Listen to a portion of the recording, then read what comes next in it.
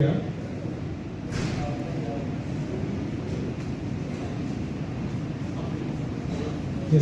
हम स्लाइड करते हैं लेफ्ट टू राइट या राइट टू लेफ्ट, तो एक तरफ सीटी आ रहा है, फिर एमआरआई आ रहा है।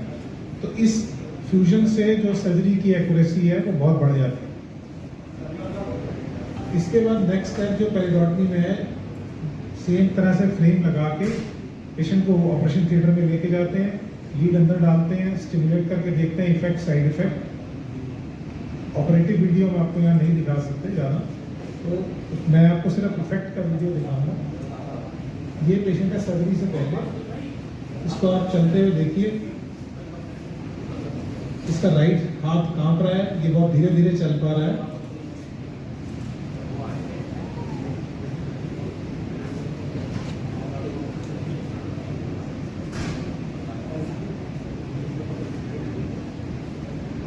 इस पेशेंट का मैं एक और वीडियो आपको बाद में दिखाऊंगा सर्जरी के बाद वाला, जिससे हमें ये पता लगेगा कि सर्जरी में कितनी इंप्रूवमेंट होती है। डीबीएस सिमिलर प्रोसीजर है, स्टेप सेम होते हैं उसमें भी। First half of the procedure is under local anaesthesia. जब हम लीड डाल रहे हैं अंदर, लीड डालने के बाद एक सीटी स्कैन करके चेक करते हैं कि लीड की पोजीशन ब्रेन में कहाँ है, हमारे ऑपरेशन करने से पहले जो एमआरआई हुआ था उसके हिसाब से।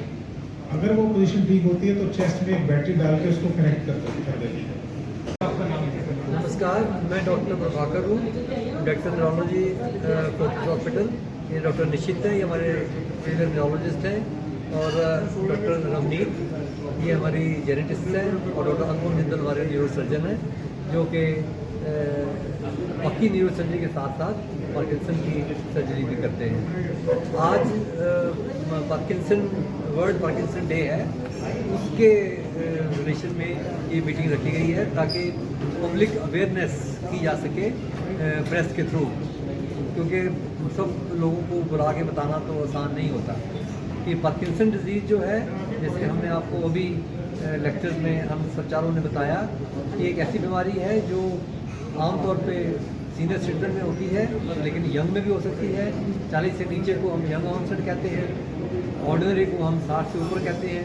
और जब ये जो बीमारी आती है तो इंसान स्लो हो जाता है, बेंड हो जाता है, उसमें कुबा बना जाता है, और बोलने में दिक्कत होती है, खाना खाने में दिक्कत होती है, ट्रेमर आ जाते हैं, और डेली काम जो है वो नहीं होता। तो ज़िंदगी जो है वो एक कष्ट वाली ज़िंदगी लगने लग जाती है। और इसको अगर जल्दी बीमारी को पता लग जाए तो हमारे पास मेडिसिन हैं, हम उनकी डाइट को कंट्रोल कर सकते हैं, और हम सर्जरी कर सकते हैं ताकि उनकी जो फर्दर लाइफ है वो प्रॉपर रहे और उनको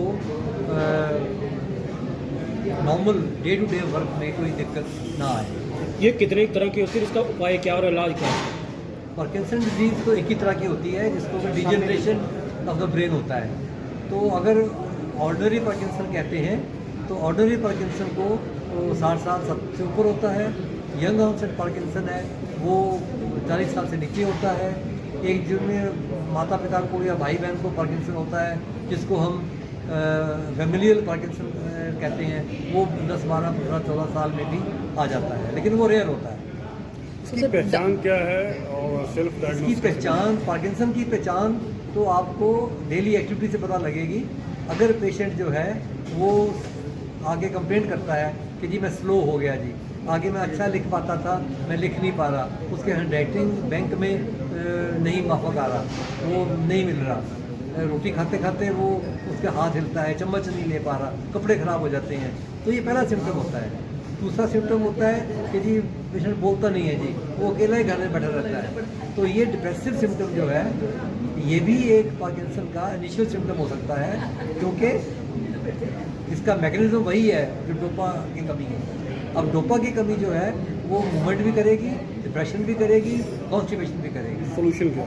सोल्यूशन इसका एक ही है कि आप जल्दी डायग्नोज करो और जल्दी उसका इलाज शुरू करो। कोई ऐसी दवाई नहीं बनी है जो कि इसको प्रिवेंट कर सके। तो सर इसको डाइट से कंट्रोल नहीं किया जा सकता। अगर होना है तो होना ही है। सो पब्लिक को अवेयर यही करना है कि अगर होता है तो जल्दी ट्रीटमेंट लो।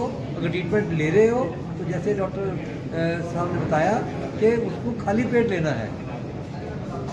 डॉक्टर निश्चित ने यही तो बताया आपको कि अगर पब्लिक को हम यही बता सकते हैं कि भैया खाने के 2 घंटे बाद या खाने से घंटा पहले दवाई खाओ, तो आधा पर्पज़ हमारी दवाई का सॉल्व हो जाता है। डॉक्टर साहब ने सपनों के बारे में भी बताया, इसके विषय में थोड़ा ये सा जो हम आपको बता रहे थे कि डिप्रेशन होता है या कॉन्स्टिपेशन होती है, ये सब हमारे हार्मोन से होती है। तो हमारे स्लीप के पैटर्न्स होते हैं, उसको हम कहते हैं REM sleep, non REM sleep. तो ये जो पार्किंसन वाले पेशेंट में REM स्लीप जो है वो गड़बड़ा जाती है, तो उसके गड़बड़ होने से सपने गलत आते हैं या लंबे सपने आते हैं, और या पेशेंट कहता है जी मैं तो शायद रात सोया ही नहीं, तो सपने ही देखता रह गया। तो एक्चुअली उन पेशेंट में भी पार्किंसन होने का चांस हो सकता है। ये डिप्रेशन से कितना डिफरेंट है? ऐसे होता है, हर एक डिप्रेशन पेशेंट को पार्किंसन नहीं होता, लेकिन large number of Parkinson patient को डिप्रेशन होता है।